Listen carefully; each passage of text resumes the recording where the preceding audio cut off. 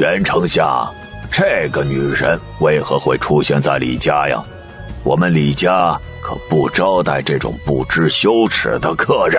死了个儿子还能面不改色的骂人，看来李族长也不是觉得很痛心哈。你说什么？有种再说一次，信不信本族长让你竖着进来，横着出去？袁丞相，你知道吗？在我们萧国有一句话用来形容李族长，再合适不过了呢。楚清月，你别以为自己是萧国人，本族长就奈何不了你了。哎呦喂，真是吓死人了呢！我可是奉了燕皇的命令，来李家查一些证据。如今李族长却是要打要杀，那我只能回去禀告燕皇、李家，藐视皇命，不予配合呢。李族长明知楚清月有意为之，却是又奈何不了他，气得头发都快要炸起来了。袁丞相，里面请。袁修陪着楚清月在李家走了一圈，可有查到了什么？什么也没查到。两个人进入李家开始，就细心观察所看到的一切，可所有有价值的信息都没有查到。但越是如此，越是让二人心中生疑。为何要将李二公子有关的所有信息都抹去呢？是李家故意的，还是背后行凶的凶手故意的？你来做什么？干你屁事！别怪他对高无忧没有什么好脸色，选择了高家，放弃了唐宁，还说出那些伤唐宁心的话语来，不弄死他已经算是仁慈了。走吧，顺便回去的路上请我吃饭。楚姑娘，你可比本官有钱呀，难道不是请本官吃饭吗？大哥，我出来的急，全身上下一文钱都搜不到。再说了，我可是替你办，不包住，那你至少也要包吃吧。此言差矣啊，楚姑娘所有的费用皆由燕皇承担。等这件案子结束后，燕皇自然会赏赐楚姑娘金银财宝。罢了，本官请楚姑娘吃饭便是，可要记得还钱哦。袁兄，你还是燕国的丞相吗？吃饭才多少钱啊？还要我还？楚姑娘有所不知啊，亲兄弟也需要明算账。本官又非贪官，一年的俸禄不过区1000两银子，若这么算下来，楚姑娘可是要比本官富足得多呀。你别叫元修了吧，你叫元寇好了。佩服佩服，连自己的爹都敢坑，着实是佩服。若非如此，你又怎么会拿到真的万里山河图呢？这么神，你怎么知道那张图一定会是假的呢？以我父亲的性格，若是丢了真品，必然会默不作声地去寻找。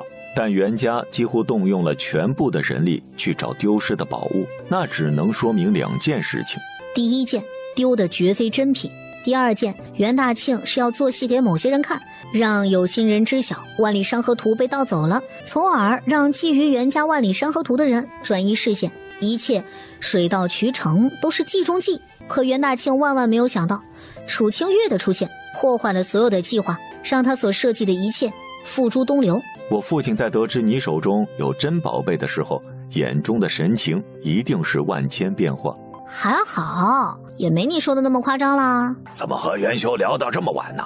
让萧玉衡知道了，你就不怕他吃醋吗？聊的都是工作上的问题，我家男人才不会随便吃醋呢。楚清月的话惹得狄阁老撇了撇嘴，就萧玉衡那种宠妻无度乱吃飞醋的性格，要不是因为身在万里之外的萧国，一定会提刀灭了元修的。哎，快和老夫说说，你和元修都聊啥了？老夫都等不及听八卦了。也没说啥，聊了命案，聊了袁大庆，还聊了聊以后莫须有的事情了。啥叫莫须有啊？我说，若是七国真的混乱不堪，如果元修在燕国待不下去了，可以去楚府当个狗头军师，到时候俸禄3倍。二人之间的这些话不过是些玩笑话而已，不用在意的。凌雨呢？韩家的人没有来找麻烦吧？凌雨丫头早睡着了，今儿韩家的人呢要硬闯燕京驿站，好在老夫及时回来。哎，这丫头也是可怜。狄阁老，要不你就收了韩凌雨吧？啊？哎，这可万万不行，老夫都一把年纪了，先不说身子骨不成啊，世人又会以何种眼光看老夫呀？不成不成。我说是收做徒弟，俺看上去挺正经的一个老头子，怎么心思歪歪，净想一些乱七八糟的事情啊？徒弟没问题。哎呦，吓死个老夫了。狄阁老，告诉我你姓九黎的。好事儿你怎么不推老夫身上呀？你是不是见不得老夫寿终正寝呀？狄阁老极其鄙视的看了一眼楚清月，这丫头可真是没心肠。大佬，您是怎么在袁家找到真正的万里山河图的？本尊想做的事情，没有人能够阻拦。这张万里山河图，确定给我啊？待你回到萧国后，记得你与本尊之间的约定，否则血煞宗倾尽所有，也会灭了楚府满门。本尊要正品。没问题，只要九黎少主履行约定，我自然会将7张万里山河图的正品给你。但在此之前，还希望九黎少主管好你身边的人。传令下去，在本尊与楚府嫡女交易的这段时间，若有人企图妄动楚府任何一人，杀无赦。是，少主。是，少主。黑衣侍卫的声音从暗中传来，也包括那一道不甘心的女声。大佬，您还有别的事吗？没有事的话，我就去睡觉了。明儿还要去刑狱司呢。本尊九黎镜。九黎镜，血煞宗的少主，一袭黑衣示人。没有人看到过九黎镜究竟长什么模样，即便是死人亦是如此。楚清月愣了片刻，一时间没反应过来九黎镜3个字是什么意思。待到回过神来的时候，九黎镜已经消失在夜色之中。血煞宗的少主为什么要告诉你他的名字呀？狄阁老不解，也难怪萧玉衡如此宠妻护妻，生怕别人多看楚清月一眼。多少男人陷于其中啊！胡安如此，元修亦是如此。据小道消息爆料，萧国的皇帝萧景瑜也对楚清月的态度很是不同。如今又多了一个血煞宗少主九黎镜。狄阁老，我脸上有花吗？没有啊，嘿嘿，老夫多看2眼还不行吗？凶手已经找到了。啥？凶手找到了？楚清月一愣，凶手找到了？那这么说，他的赏金不就泡汤了？刑狱司大堂中，正在审理李家公子、欧阳家小公子等8人的命案。王崇一，本官最后再给你一次机会，你是如何利用幻影草杀死李家2公子等8人？老夫也是最后一次回大人，老夫从未杀人，更未曾利用过幻影草行凶作恶。好，既然你不说，就别怪本官了。用刑！慢着，王老先生并非是8条命案的真凶。何人胆敢在公堂上喧哗？无知妇人，竟敢捣乱公堂！来人，给本官拉下去，打20大棍！无知妇人，袁大人，你们燕国的官员可以随意给人定罪，随意用刑吗？当刑狱司司正看到袁修的时候，恭恭敬敬的起身相迎。下官不知丞相到来，请丞相上座。免了，本官今日微服巡游，刑狱司司正主审此案，自然要坐在主位。本官和楚姑娘在一旁旁听便是。楚姑娘，楚姑娘，下官有眼不识泰山，你请上座。别介呀，你不是还没有打我20大棍吗？啥时候打呀？楚清月端着肩膀，笑盈盈地看着刑狱司司正。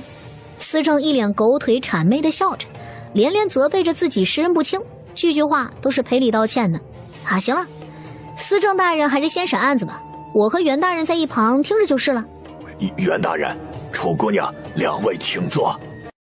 王崇一，8封书信，字迹与你相同，那8人又前后去过你的医馆，本官也查出你医馆幻影草消失的事实，铁证如山，你无从抵赖。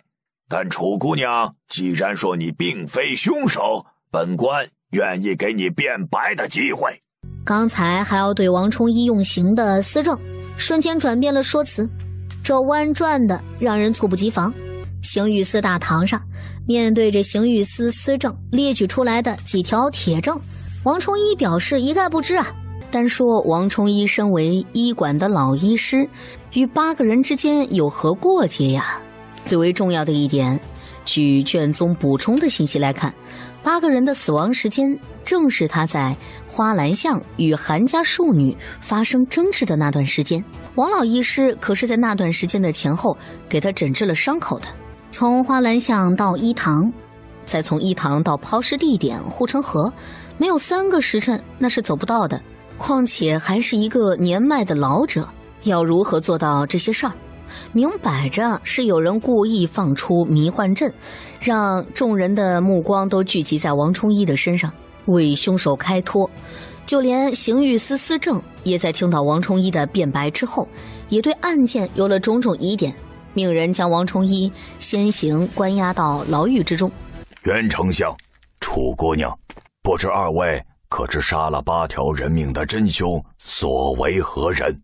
原本根据线索顺藤摸瓜，或许还能够揪出真凶。现在司政大人打草惊蛇，说是想要找出真正的真凶，那可就难如登天了。楚清月笑看着刑狱司司政，这货和霍安真的是一点可比性都没有，天上地下的差别。放心便是，既然我答应了燕皇陛下寻找出命案背后的凶手，自然不会袖手旁观的。多谢楚姑娘，多谢袁丞相。老先生您客气了，万万使不得。老朽知道，若是没有楚姑娘和袁丞相，老朽今日怕是凶多吉少了。老先生，有人故意要栽赃陷害你，模仿你的笔迹行事，那定然是老先生您身边的人。楚清月也不拐弯抹角，说出了心中的疑问。能对王冲一的举动如此熟悉，必然熟悉王冲一的为人。但据他了解，王冲一的医德高尚，不说是悬壶济世，但也是燕京少有的仁德医师，又会与什么人结仇结怨，让他来受冤背负这8条人命呢？还请老先生仔细想想，近日来可是有什么不妥之处？并无啊，我们医馆的人都怀着一颗仁慈之心救治病人，从未与人结怨啊。好吧，老先生暂且在牢狱之中安心静养，找出凶手的事情交给我和袁丞相便可。临走之时，王冲一询问着楚清月身上的寒毒，并且给了个药方，说是能够缓解寒毒发作之时的痛苦。楚姑娘在想什么？在想王老先生他为什么要撒谎？难不成是为了帮凶手掩盖什么吗？在监牢的时候呢，王冲一那一番话明显是在撒谎。楚清月敢肯定，王老先生定然是发现了有关于凶手的事情，而且还是他身边人的一些细节。可为何不说呢？不解，真的是不解。袁丞相下午有事吗？并无，本官下午休息。莫非楚姑娘寂寞难耐，想与本官私会？楚清月一记白眼加嫌弃的眼神，下午去韩家撑场子啊？为了韩凌雨，楚姑娘真是个热心肠的好女人。袁丞相，你吃错药了，能不能正常点儿？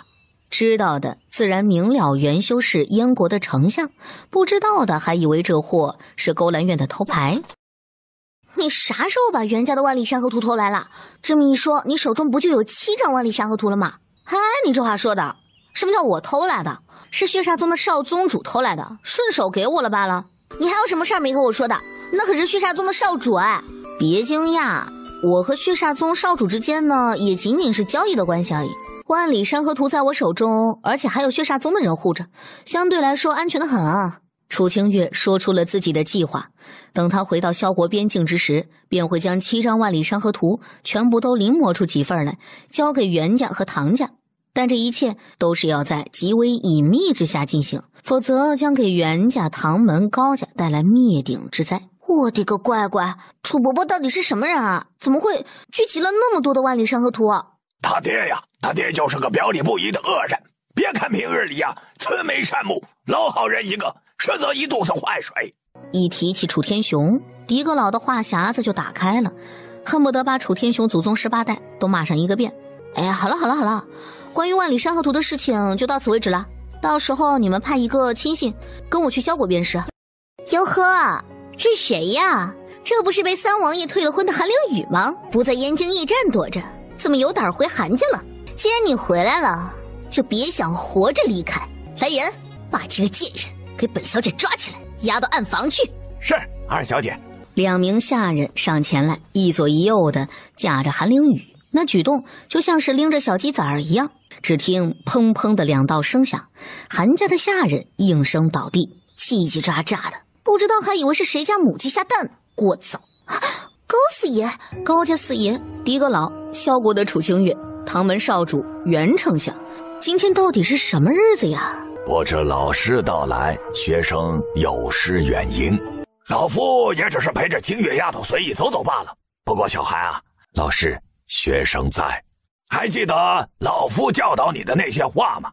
可如今呀，你们韩家嫡庶不分，心思歹毒的庶女竟然当众对嫡女大打出手，逼得嫡女啊跳楼自尽。你这个当爹的一点也不知晓吗？回老师的话，学生确实不知二女儿的恶行，学生一定会严加管教。管教已经晚了，既然你管教不好子女，老夫便收了凌雨做弟子，好好教导他人之一字如何去做。说实在的，狄阁老有点不明白，当初性格忠厚、为人老实的学生，怎么会变成今天这个样子？凌雨啊，去收拾收拾吧，啊！以后就跟在老夫身边，老夫带你周游各国。是。等着韩凌雨收拾完，便离开韩家，此后再也不入韩家大门半步。韩家家主，方才的事儿你也看到了，从此以后，韩凌雨与韩家再无瓜葛，还希望韩家家主看好某些人。楚清月，你当你自己是谁啊？还真以为自己是萧国的三王妃？不就是一个未婚先孕、生下孽种的贱人吗？来我们燕国作威作福，你有什么资格？韩家家主的2女儿倾国倾城，若是送到漠北联姻，本王相信漠北的将士们会很喜欢她呢。扑通一声，韩家家主瞬间跪在地上。弟弟，你为何要跪他？我们韩家还怕了一个贱人不成？跪下！韩家家主怒吼一声，吓得韩小媛当即愣在了原地。小女还小，说话不过脑子，得罪了越王殿下，还请海涵。子不教父之过，本王可以原谅韩小媛的无知，就不知道别人会不会和本王一样心存仁慈了。越王息怒啊，小女无心之过，韩某一定会好好教育女儿。也罢，一个毫无教养的庶女罢了，也不值得本王跟她置气。虽说本王不生气，就不知道这些话传到萧玉衡的耳朵里，他会不会生气呢？客套什么？您是狄阁老的徒弟，那就是咱们的妹子了，以后还要麻烦你呢。狄阁老这个人啊，又懒又馋又抠门，凌雨可是要多费心了。我一定会好好照顾狄阁老的。啥意思？老夫啥时候又懒又馋又抠门了？清月丫头，你把话说清楚啊，事关老夫名誉问题。狄阁老脸都不要了，还要那玩意儿做啥？当饭吃吗？四丫头，你也合起伙来欺负老夫是不是啊？月，等你回到萧国成婚之前，一定要给我请帖。本大小姐就算是天涯海角，也会去萧国参加婚礼。你还是照顾好你自己。据可靠消息，唐老爷子已经快要杀到燕京了。依唐老爷子的脾气嘛，唐宁、高四爷，你俩这好自为之吧啊！说起唐门宗主，不少人都是谈之色变。唐家精通机关暗器和毒药，多少大家大宗都是败在了唐门手中。若是招惹了唐门的人，后果将不堪设想。但好在唐门一直隐居，很少外出。只不过这一次唐门宗主亲自出山，不为别的，为了唐门少主随意将自己嫁给了高家四爷。楚姑娘放心，在下对夫人的心日月可见，岳丈定会感受到在下的真心。瞧瞧，这就是本大小姐找的男人，真心不真心暂且不提，说出来的话就是让人开心。哼，唐宁好哥们似的搂着高哲，吧唧一口当众亲在了高哲的脸上，丝毫不避讳什么。而高哲脸上的温柔也从未消散，尤其是在唐宁亲了他一口之后，楚清月、元修和狄阁老明显是看到了高哲眼角上扬的笑意，那感觉就像猎物掉进了猎人布置的陷阱中。本官和你打赌，唐宁被高四爷吃定了。不赌，我必输无疑。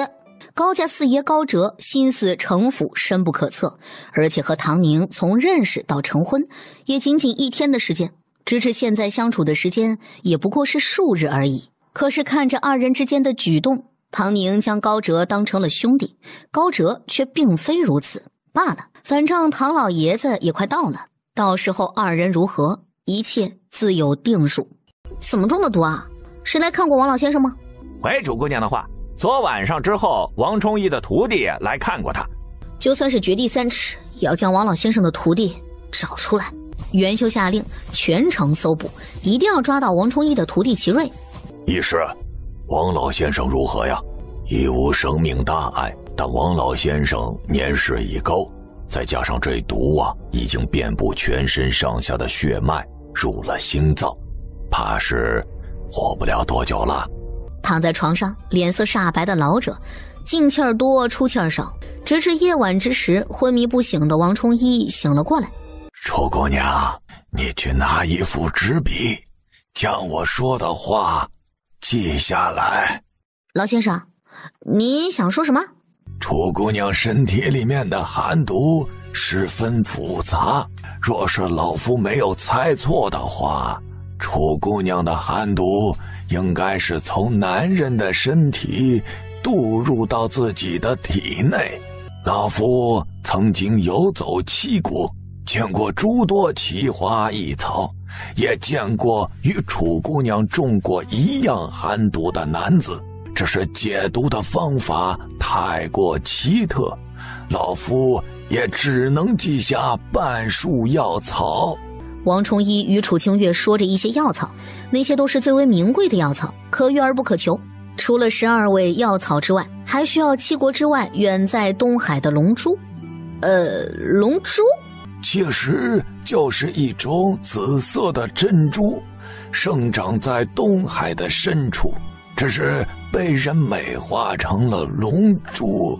但这些只能压制寒毒10年不再发作。想要找到彻彻底底解决寒毒的药方，你只能去找下毒之人。多谢老先生。楚姑娘，齐瑞是个好孩子，只是被仇恨蒙蔽了心。王崇义到现在还在为齐瑞辩白，楚清月并未回答什么。罢了罢了，老夫想吃糕点，劳烦楚姑娘给老夫做点糕点吃，可好呀？王崇义和善地笑着，楚清月也没多想，起身去了厨房。但等到楚清月端着糕点回来的时候，王崇义半倚在床边，闭上了双眼，他已经停止了呼吸。黄老先生即便是死，也替你扛下了所有的罪责，不曾将你供出来。你师父做了那么多，我不管你心中有什么仇恨，将一个无辜的老人卷入命案中，替你来扛罪，你还是个男人吗？我没有。他从不曾想让师父来替他扛罪，他只是想要利用一堂的身份掩饰自己，想报仇，想要让那群罪有应得的人都得到应有的惩罚。他不知道这件事情会牵扯到师父身上。小怪，就怪李恒那王八蛋该死，他们糟蹋了我姐姐，逼得我姐姐投河自尽，他们死有余辜。就为了一个馒头，为了保护我不被毒打，我姐姐被那群畜生糟蹋了，我要他们死，可我从没想过让师父来承受这一切。你知道吗？我捧着沾了血的馒头，我当着姐姐的尸体前一口一口吃掉馒头的时候，我发誓我要杀了李恒、欧阳远，我要让他们生不如死。那些畜生死了，我的仇也报了，我却鬼迷心窍的拿了毒药给师父。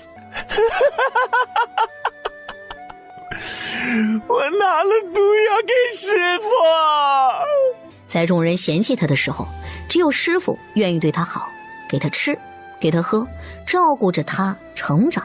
黄老先生从未怪过你，那一粒毒药也是他自愿吃下的，他只是不想看到你越陷越深，希望一切都能随着他的死而终止。而你太让人失望了。如果齐瑞没有疯魔到利用王崇义来顶罪，一切都还好说，即便他奉了燕皇的命令彻查此案，找出真凶，也会睁一只眼闭一只眼，用死刑犯来代替齐瑞。楚清月转身离开了刑狱司，齐瑞是生是死和他再无干系。凶手已经抓到了，他的任务也完成了。大晚上的，有事吗？你心情不好？大哥，就您这种半夜闯入女子房间的行为，我不喊非礼救命就算了，难不成还得要笑脸相迎吗？王冲一给你的药方交给本尊。为啥？本尊会替你找齐解毒的药草。哥，我卖艺不卖身的，再说我是有家室的人啊，还是俩孩子的娘，您不至于这么重口味吧？当做本尊还你的救命之恩。早说嘛！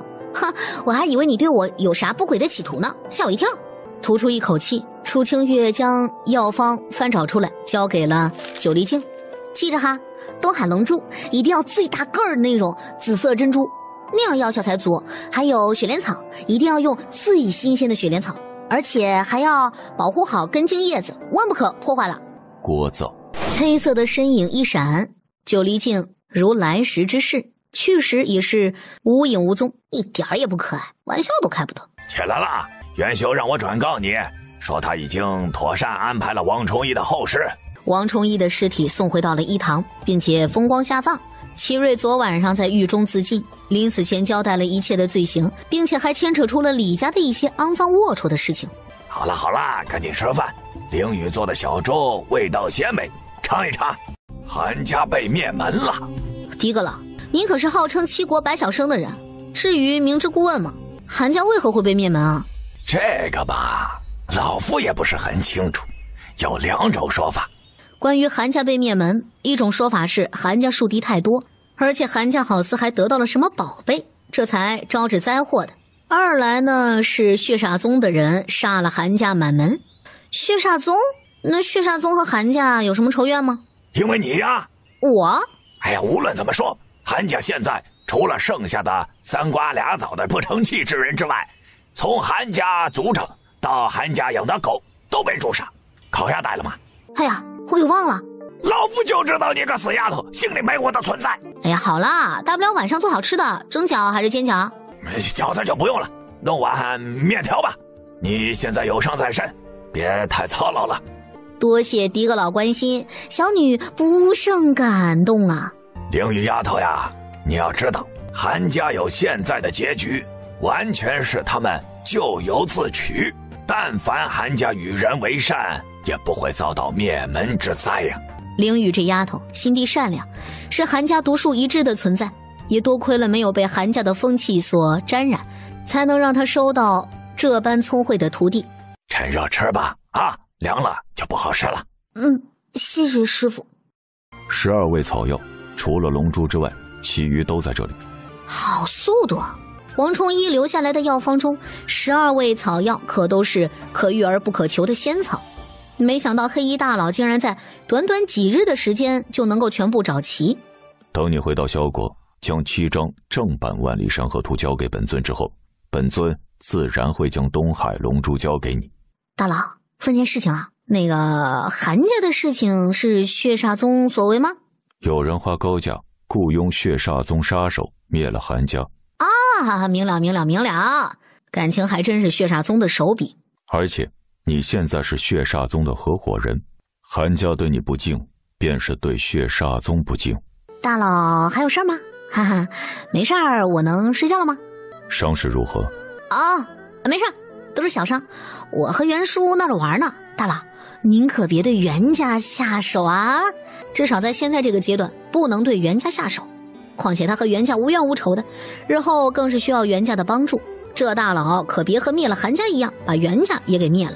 楚清月连忙辩解着自己手臂上的伤好得七七八八了，而且他和袁大庆不打不相识嘛。老夫第一眼见过燕国圣上。漠北越王见过燕皇。迪格老，楚姑娘，起身。当楚清月抬起头看向燕无的时候，首先映入眼帘的是那双紫色的眸子。如今10年过去了，二人再次相见，却不曾想到是今日的这么一个场景。楚姑娘在看什么？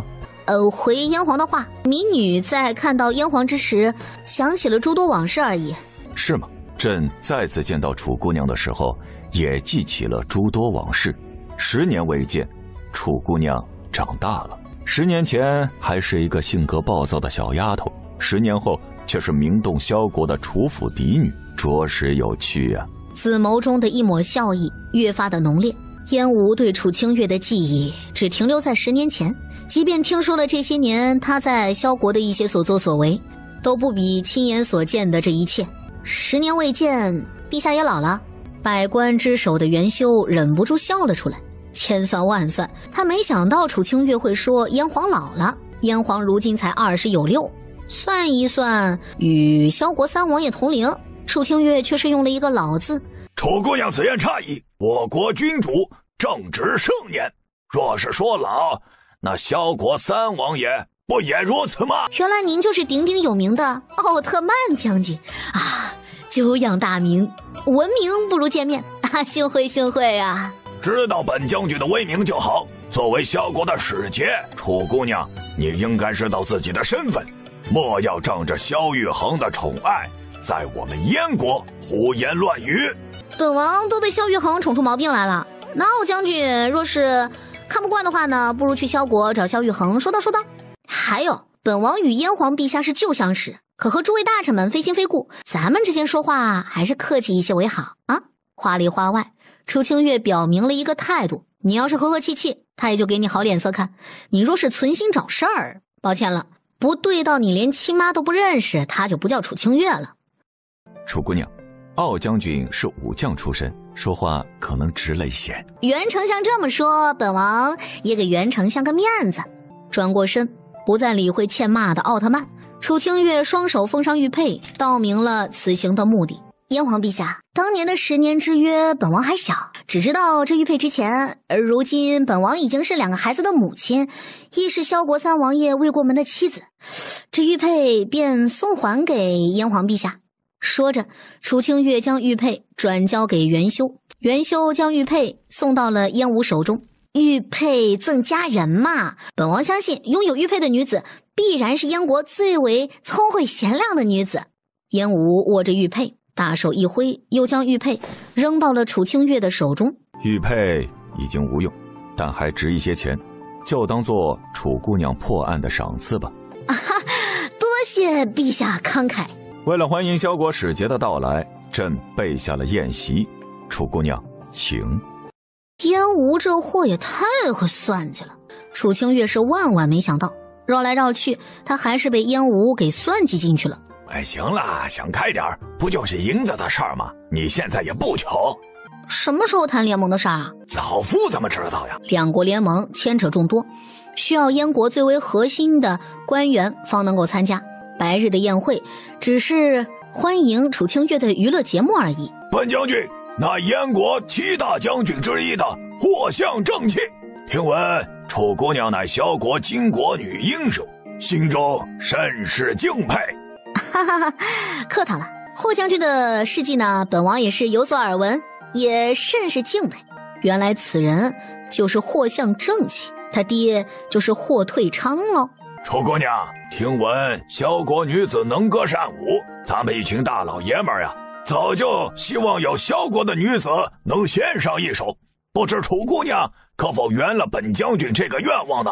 就是，若说7国之中能歌善舞的女子，萧国当仁不让啊。听闻萧国的女子自幼习武，琴棋书画样样精通，楚姑娘您就挑一个吧。1个2个说出此话也就罢了，燕朝文武百官都开始起哄。坐在龙椅上的燕无非但没有阻止，反之饶有兴趣地看着楚清月，不知是霍相正气无心，还是有意为之的。诸位大人说笑了，本王虽然是萧国女子，琴棋书画虽说样样精通，可这些都是寻常女子玩的玩意儿。不妨这样，诸位大人也知晓，本王兼职大理寺仵作，若是诸位大人有胆量的话呢，本王便与诸位大人讲一讲曾经接触过的一些案件现场，不知诸位大人可敢听上一听啊？有意思，既然楚姑娘这么说，本将军倒是想听一听这些案件有何恐怖之处。不就是死人的事儿吗？楚姑娘敢说，我们便听就是了。好，既然诸位大人这么有兴致，本王便简单的挑上2、3件命案。密室谋杀案，曾经有一户人家，对门的邻居闻到了一股恶臭的味道，可是敲了许久的门，也不见住户出来，便是报了官府。官府破门而入之时，发现整个屋子里面都被涂满了鲜血，还有一个木箱子摆放在屋子的正中央。当官差将箱子打开的那一瞬间，一具高度腐败的尸体蜷缩着，手脚被捆绑在一起，整个人呈现出婴儿抱膝的姿态，身上的皮肤粘合在了一起，并且爬满了蛆虫。房间除了血迹之外，所有的有力证据已经被凶手毁灭，他唯有从尸体上下手。当尸体从木箱子里头被搬运出来的时候，箱子周围也粘上了尸体的皮肤组织，并伴有蛆虫蠕动着。楚清月给燕国的文武百官们讲述着密室谋杀案的过程以及他验尸的详细细节。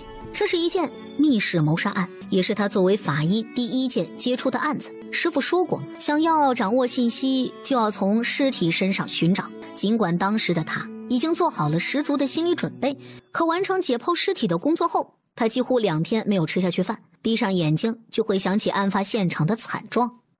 这桩密室谋杀案的凶手呢，正是报警的邻居。高智商犯罪啊，为情杀人。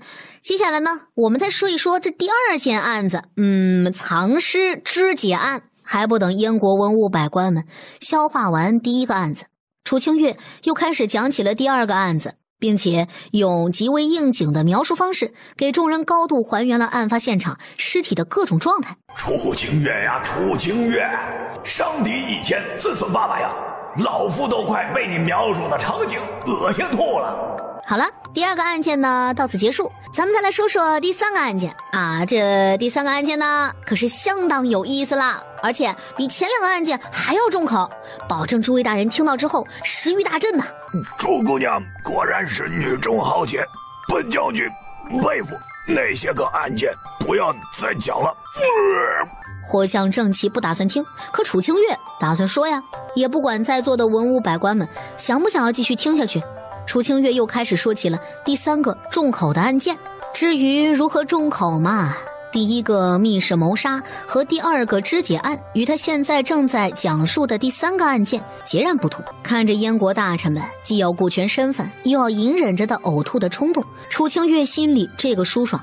诸位大人，我这里呢还有许许多多的案件可供你们参考的，若是哪位大人有兴致了啊，本王呢也可以说上10几件不重复的现场。楚姑娘女中豪杰，我等甚是佩服。楚姑娘您请回。楚姑娘是本官见过所有女子之中最牛第1个，您请回。清月丫头呀，你快回来吧，再说下去老夫真的要吐了。天皇陛下，本王能回去了吗？回吧，身为女子能有男子的胆魄，朕倒是欣赏。多谢燕皇陛下夸赞。陛下，老臣认为燕国和萧国联盟益处多多，但萧国曾经对燕国做出了不耻之事，这笔账还是要算个清楚的。这位大人，本王这一次来呢是与燕国谈联盟的事情呢，不是来算旧账的。再者，那些事情是陈芝麻烂谷子20多年前的事情了，那时候我还没出生呢。燕皇陛下，我呢既是漠北的越王，又是这一次的萧国使节。小金鱼儿不对，那个萧皇对我说，他很希望和燕国联盟，共同对敌呢。端着肩膀的楚清月转述着萧景瑜的话。燕皇陛下，本王已经将萧皇要说的话转告给您，至于是否要联盟呢，燕皇陛下还是给个痛痛快快的回复吧。你们都出去，楚清月留下。燕皇陛下，燕国和萧国联盟有利无害。清月丫头呢，虽然是萧国的寻常百姓，可牵连着漠北和萧国，还望燕皇陛下三思才是啊。话音落下，狄阁老也离开了御书房。此时此刻的御书房只剩下了楚清月和燕无2人。不知为何，朕有些不愿放你回到萧国，不如就留在燕国当皇后。朕倒是蛮喜欢你的性格。燕皇陛下可真是爱开玩笑，即便我被强行留下，想必燕皇陛下也不会是因为爱我而留，定然是为了7张万里山河图吧。有时候女人太聪明了，反而会让自己短命。天皇陛下谬赞了，不少人都觉得我是个无知妇人，如今被燕皇陛下称赞聪明，本王可真是不适应呢。你就不怕朕杀了你，独有全部的万里山河图吗？燕皇陛下若是想要杀了本王，早在踏入燕国土地的那一刻就动手了，又何必要等到现在呢？而我之所以能够活到现在，也证明了燕皇陛下并未对我产生了绝杀之心，只想吓唬吓唬而已。燕皇陛下，不妨我们来做个交易如何呀？说说看，你现在除了万里山河图，也没有别的资本与朕交易。本王也不跟你绕弯子了啊！我这手中呢有7张万里山河图，即便有2张正版万里山河图在兰家和姜家，血煞宗也会将那2张原图原封不动的送回到我的手中。燕皇陛下应该清楚，我呢可毕竟是漠北的越王嘛，而且我们家萧玉衡很宠我的，并且现在7国的诸多势力也很愿意和我合作。本王想和燕皇陛下做个交易，待到我回到萧国之后，会将万里山河图的拓印版交给燕皇陛下的亲信。燕皇陛下要做的事情很简单，给我钱就成。只需要钱？不然呢？难不成本王还想当燕国皇后啊？别说我不肯了，萧玉衡他也不会让的。条件我已经开出来了，7张万里山河图和钱。燕皇陛下若是想好了，明儿让元修去驿站告诉我就成了。如果朕改变主意，不同意你退婚，你又如何？大哥，你看上我哪儿？我改还不成吗？没对你怎么样吧？没有，难不成狄阁老还以为燕皇陛下真的会让俩孩子的母亲成为一国之后，吓我而已吗？月，救命啊！不好了！哎，大姐，你家着火了吗？什么事情这么大惊小怪的？难不成唐老爷子来了？我弟弟来了。开玩笑的吧？他们距离燕国可是有一段路程的，就算是800里加急，也没有这么快的呀。月，我跟你说啊，我爹一定是生气了，会不会打我呀？会不会把我抓回唐门去？我不想回去，燕国这么好玩，我还没有玩够呢。大姐，淡定一些可否？事情已经发生了就要面对嘛，你再怎么担心也是多余的。天知道唐老爷子怎么会这么快出现在燕京，但从唐宁的描述中可以得知啊，唐老爷子很生气，后果相当的严重。来，好女婿，这杯酒老夫敬你。岳丈言重了，理应是小婿敬宁才是。岳丈请。楚清月皱着眉头，唐宁也是皱着眉头，二人不解地看着眼前的画面。哎呦，这不是楚丫头吗？老夫收到了你的信了。来，坐下一起，和老夫的好女婿喝酒啊！唐老爷子，好久不见了。楚清月客套地笑着，坐在了二人身侧。楚丫头啊，多些日子不见，你的气色好了很多呀。寒毒的药找到了？虽然没有找到完整的解毒之药，但也有了医治的法子。多谢唐老爷子关心，这杯酒晚辈敬您。说着，楚清月双手举过酒杯，仰着头将杯中美酒一饮而尽。爹爹，您少喝一些酒，对身体不好。你当你爹我是死了不成呀？什么也不说就和别人成婚，你爹我还没死呢。爹爹，当时也是事发突然，女儿也没有想过高哲真的会来接亲啊。岳丈，此事莫要怪罪夫人，一切都是小婿的错，只怪小婿看到夫人的第一眼便深陷其中，无法自拔。岳丈，小婿这辈子都会对夫人好，即便牺牲自己的生命也在所不惜。好女婿，这说哪里话呀？老夫这个女儿啊，自小娇生惯养，而且老夫也就只有这一个女儿，性子是出了名的恶劣呀。如今能得女婿不嫌弃娶了她，那是他的福分。爹爹，您怎么能这么说女儿呢？女儿哪里骄纵恶劣了？你自己做的那些事儿啊，别拉上楚丫头。老子还没找你算账呢，偷偷跑出来，还把万毒灵送给了别人。说起这一茬，唐老爷子就有气啊。他的女儿怎么这么不长眼，看上了高无忧那小子？高哲多好呀！这是燕国特有的酒，也不知岳丈是否喝得惯？喝得惯，嘿嘿，好女婿，真是爹的好女婿啊！岳，我叫你来不是来喝酒的，我也无能为力，你好自为之吧。楚清月耸了耸肩，他也帮不上忙了。但眼下这种情况是所有坏方向中最好的发展了，至少唐宁只是被骂，不是被胖揍一顿。你就这么希望唐宁完犊子吗？那丫头做事啊，也着实过分了一些。如果老夫的女儿在没经过双方家长同意下就成婚，老夫不打折她的狗腿就不叫低眼。唐老爷子对高哲相当满意，句句夸赞，恨不得当成自己的亲生儿子一样对待呢。唐家老小子抽风了？谁知道，也不知道高哲使了什么迷魂术。对了，元宵下午的时候来找你了，说是燕皇答应了你的条件，并且送上了联盟的文书，等你回萧国的时候带回去就成。两国联盟的事儿绝非儿戏，文书是签了，还需要两国大臣们找一个时间和地点，具体的详谈细节。打算什么时候走啊？明后天呗。燕国一行的目的都完成了，不回萧国，难不成留在燕国当皇后吗？一想起昨儿晚上燕无说的那些话，楚清月脊背汗毛乍起，还是赶紧离开燕国，早早回到楚家为好啊。凌雨啊，你打算怎么办啊？楚清月看了一眼不远处正在洗衣服的韩凌雨，狄阁老是要与他一起回萧国都城的，但韩凌雨绝对不能跟着一起去往都城。虽然有狄阁老护着，可小丫头没有自保之力，去了都城便会成为他人的盘中餐，危险重重。老夫今晚派人送凌雨丫头去雪国，也省了你费心了。狄阁老猜出楚清月心里所想，也是断了楚清月让韩凌雨在萧国隐姓埋名的念头，干脆直接送到雪国，让他从最基础的开始学起。老夫相信啊，以凌雨丫头聪慧的资质，不出5年的时间便可脱胎换骨。他看人很准的，只需瞧上一眼便知此人是不是可造之才。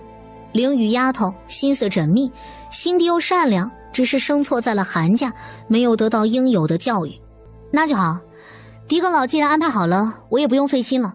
月，你先去萧国，等我把这边的事情办妥之后，一定去萧国找你。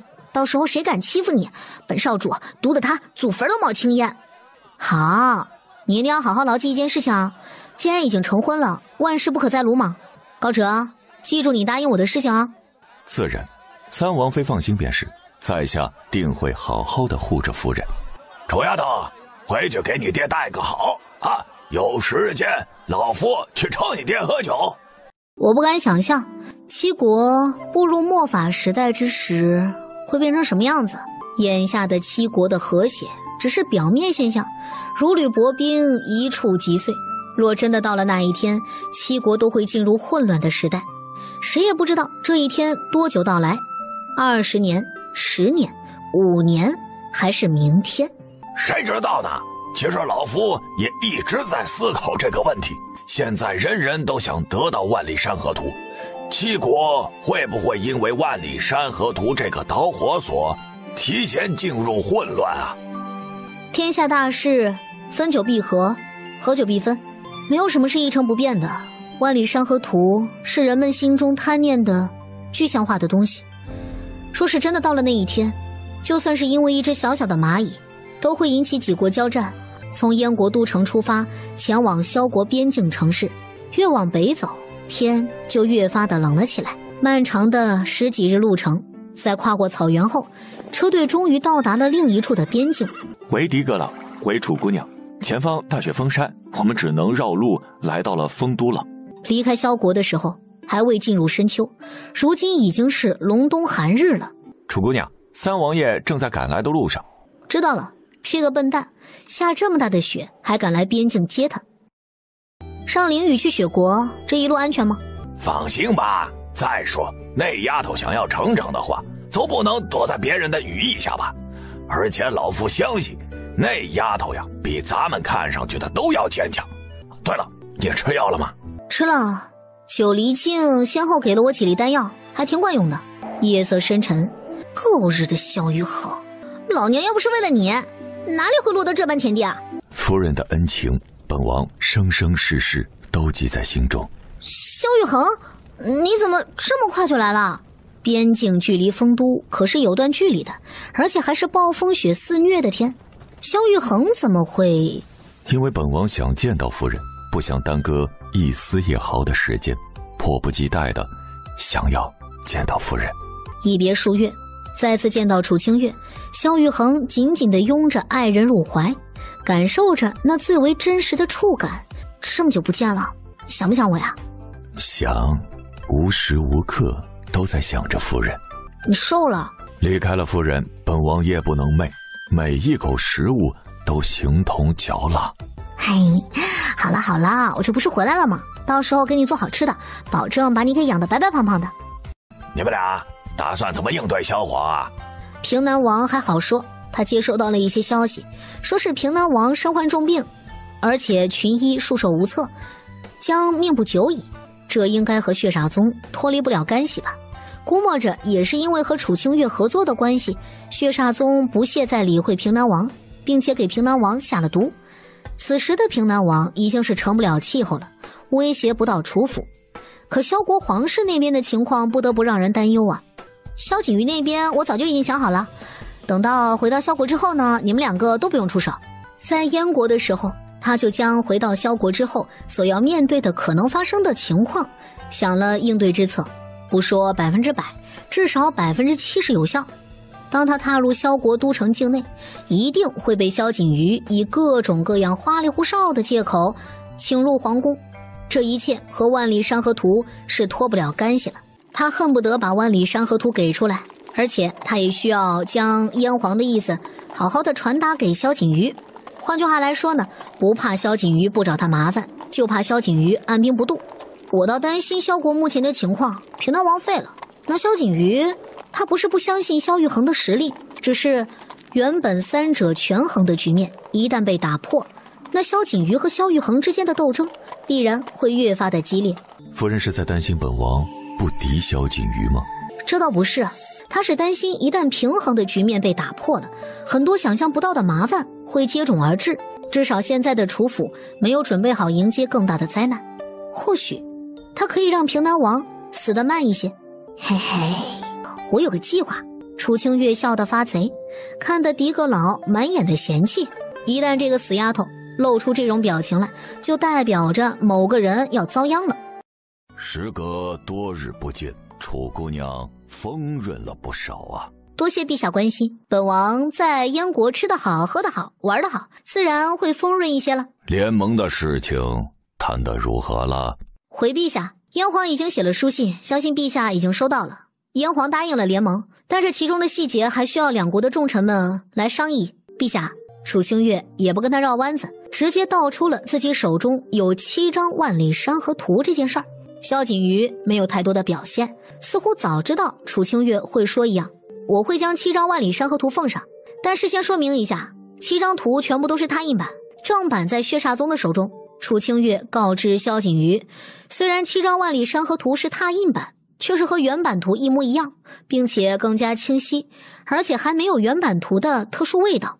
当然，萧景瑜想要正版也可以，自己去血煞宗手中拿就成了。反正他已经告诉萧景瑜，正版图就在血煞宗的手中。当然，萧皇陛下绝不是贪小便宜的人，我就随随便便收陛下50万两黄金就成了。你倒是不客气啊。陛下有所不知，当年10张假的万里山河图可是卖了个天价呢，如今7张拓印版的万里山河图才收陛下50万两黄金，那可是良心价了呢。这么说，朕还得感谢你了。这是哪里的话？陛下乃一国之君，说什么谢不谢的，随随便便给我个50万两黄金就可以了，我不都要的。朕准了便是。楚姑娘不远万里从燕国归来也受累了，朕特意吩咐赵将军家的嫡女进驻楚府，伺候你们夫妻2人。朕只是念在楚姑娘的功劳，赏赐给3王府一个妾室而已。多谢陛下赏赐，不过呢，我和萧玉衡自食其力惯了，不需要有什么赵家嫡女进来伺候，还望陛下告知赵家一声，他们家嫡女若是敢进入楚府一步，就别怪我扫客出门了。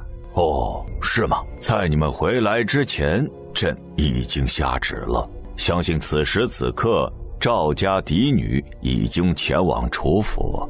萧景瑜唇角的笑意极具戏谑，明知道楚清月是什么性子的人，他就喜欢看到这个女人炸毛。楚姑娘不必谢朕，那50万两就当作朕与赵家嫡女嫁入楚府的嫁妆。越说越笑，萧景瑜起身看了一眼楚清月后，转身离开了御书房，只留下楚清月与萧玉衡2人。老娘不在的这段时间，3王爷过得很逍遥嘛，竟然还有了小妾。夫人冤枉本王了，本王也方才知道这件事情啊。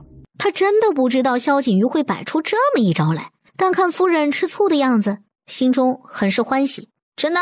千真万确，本王不敢欺瞒夫人，本王对夫人的真心天地可见，每晚都要不够夫人，又怎么会去瞧别的女人一眼呢？大白天什么都敢说，要脸不要？那夫人的意思，晚上本王可以随便说了。你这些虎狼之词从哪里学来的？娘亲，灵儿好想你，真的好想你。儿子见过娘亲。天泽，灵儿，当娘的哪有几个不心疼孩子的？更何况视子如命的楚清月呢？看到母子团圆的这一幕，楚天雄别过身子，抬起袖子擦拭着眼角的泪水。平安回来就好呀，老小子，你哭了呀？老夫还没找你算账呢。你不是答应过我们不让清月受伤吗？我女儿为何还受伤了？就知道你个老不死的不靠谱，让袁大庆那狗东西伤了我女儿。这些都是误会而已。再说袁大庆和楚清月也算是不打不相识嘛，两个人还成了忘年之交。狄阁老没想到楚天雄虽然身在萧国，却还是知道了清月丫头受伤的消息。他在燕国也没有发现楚家的耳目，老小子又和他藏心眼了，藏得够深的呀。忘年之交个屁！要不是为了那个东西，袁大庆又怎么会和颜悦色的敲下清月这个小友？越说越有气，越有气越闹心。要不是当着这么多人的面儿，他真想和狄言老不死的好好掰扯一下。诸位，吉时已到，萧皇陛下圣旨赐婚，这误了时辰可是不好。赵媛媛从小到大还没有受过这样的羞辱，当着天下众人的面，楚家的这群人竟然完全不在乎他，当他是空气。误了什么时辰？这里楚府又不是你们赵将军府，别自己以为有陛下赐婚就了不起了。哎呦喂，这可使不得呀！咱们赵家嫡女是陛下金口赐婚，小侯爷若是挡住了路，那得罪的可是圣上啊！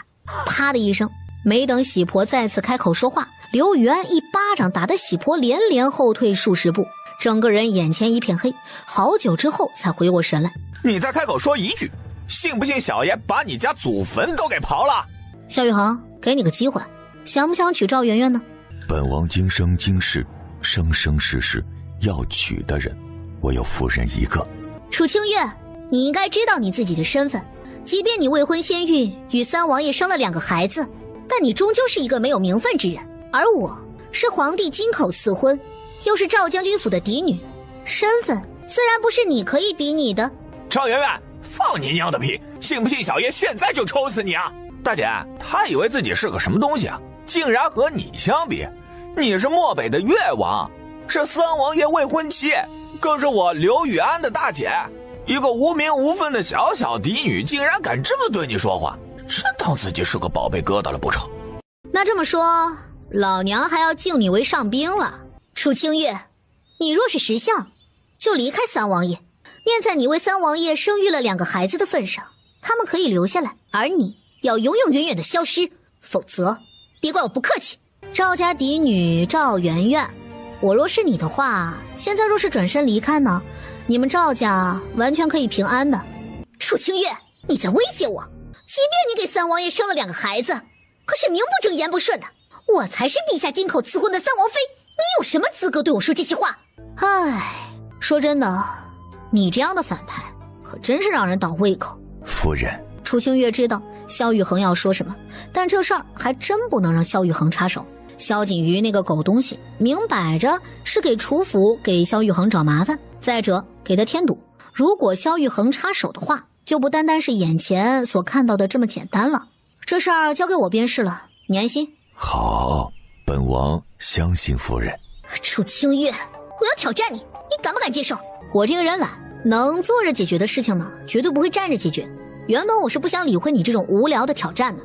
萧玉衡是我楚清月的相公，并非是可以争夺的商品，而且我也给过你离开的机会了，是你自己不珍惜啊。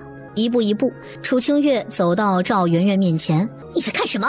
在看白痴呗。被楚清月当众辱骂是白痴，赵媛媛的心中怒意更是汹涌，一掌击出，手中不知何时多出来的金簪对准了楚清月的心脏。就在金簪即将刺入到楚清月心脏的那一瞬间，楚清月的身影竟然消失在他面前。下一秒还不等赵媛媛回过神来，后颈便是一阵刺痛，砰的一声，整个人重重地摔倒在了雪地之中。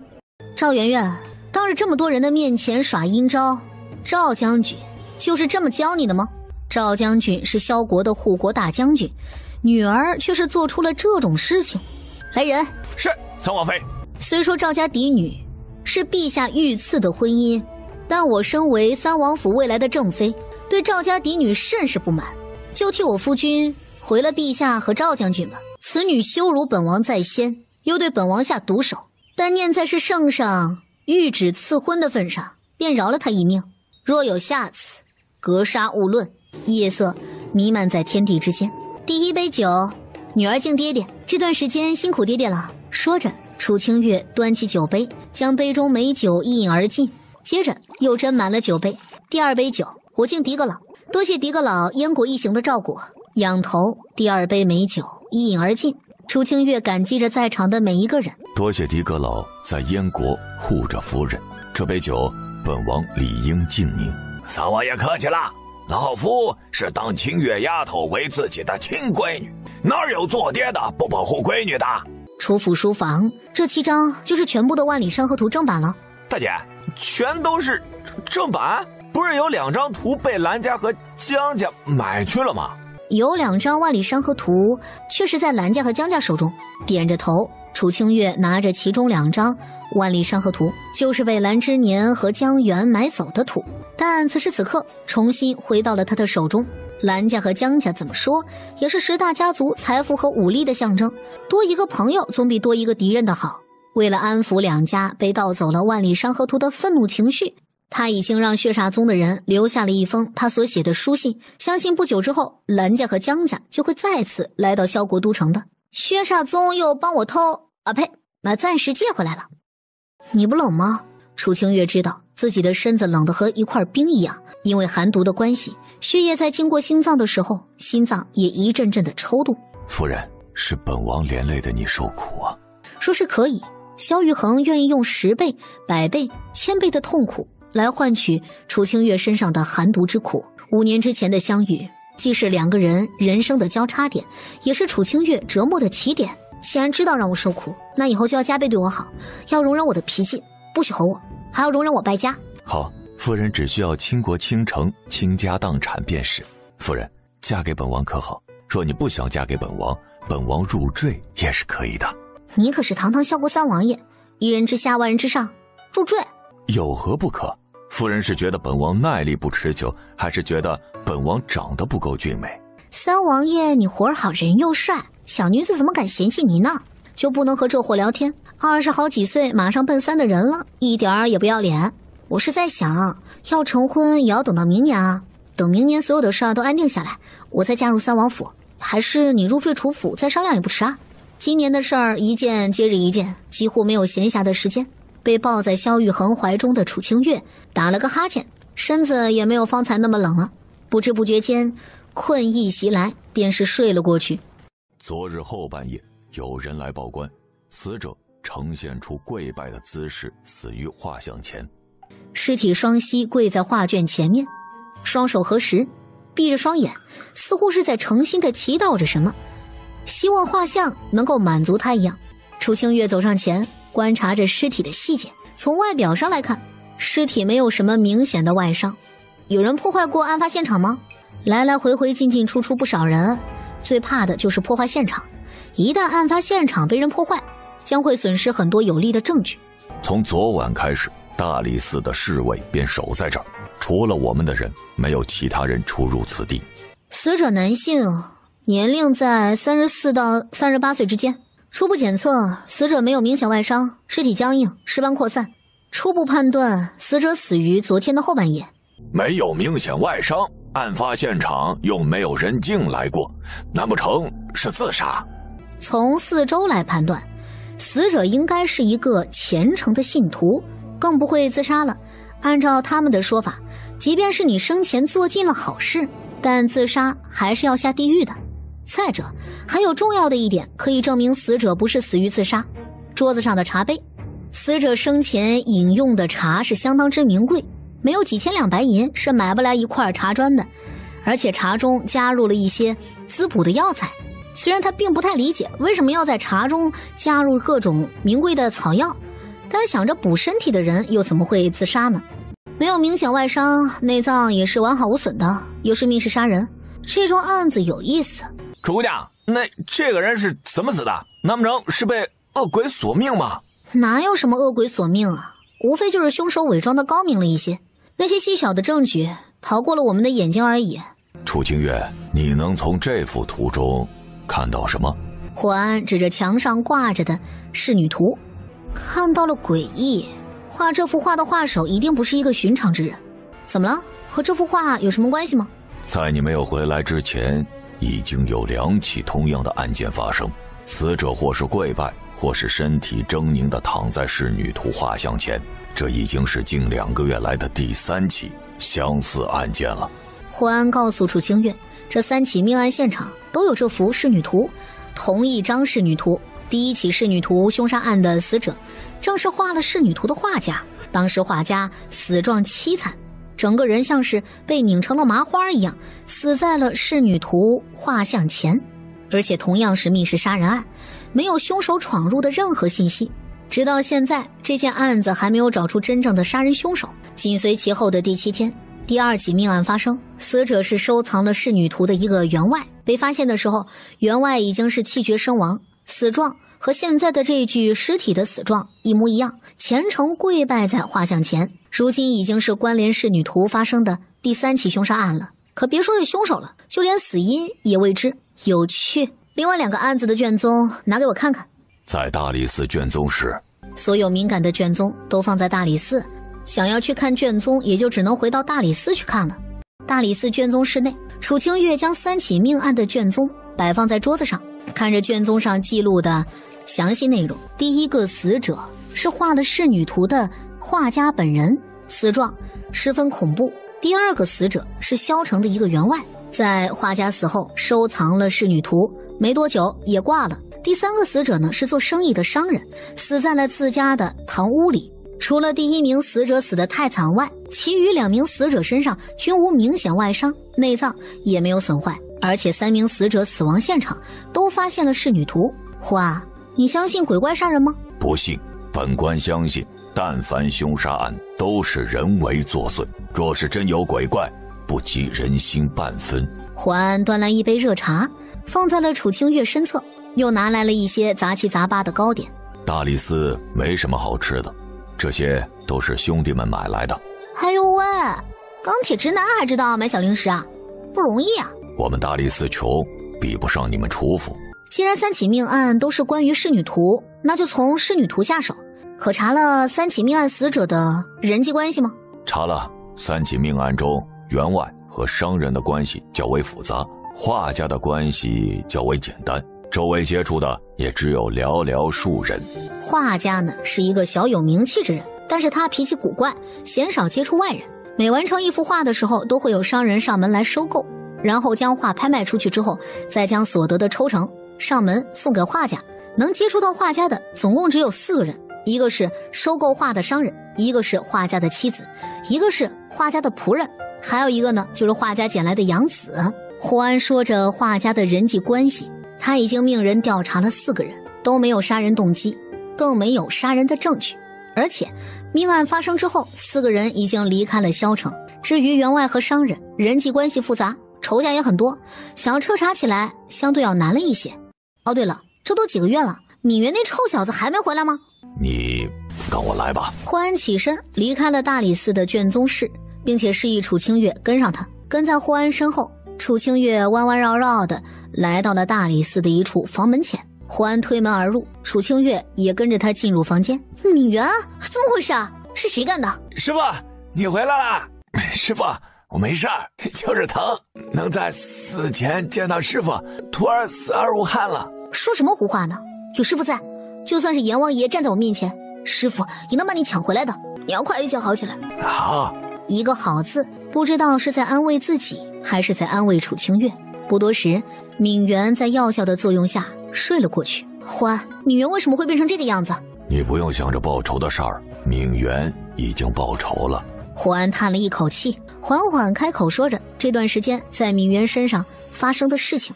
闵家在萧国西北是个大家族，与凌家称霸西北，但是因为两家几百年前的矛盾，使得双方家族成为世仇，各种明争暗斗，要置对方于死地。闵元有个姐姐叫闵洛，与闵元十分要好。闵洛也是一个心地善良的女子，但一次外出，闵洛被凌家三少爷抓住，不仅将其羞辱，还将闵洛扔下了野狼谷，尸体被野狼啃食的只剩下了一副森森白骨。闵元得知姐姐的死讯，心中杀意大起，一个人提着刀直奔凌家，杀了凌家三少在内的33个人。但闵元也因此身受重伤，在闵洛坠崖的地方跳了下去，不想将此事连累到闵家。